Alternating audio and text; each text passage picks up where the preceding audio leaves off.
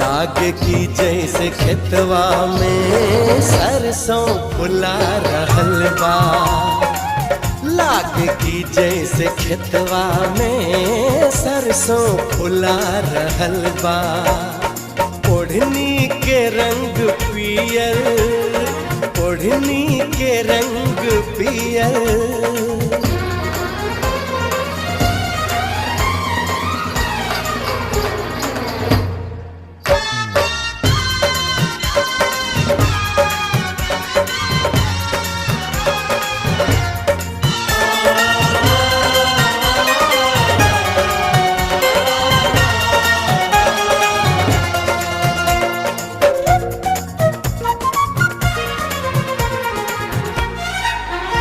मारे हवा के झोंका, लहरे लखलल के सिया।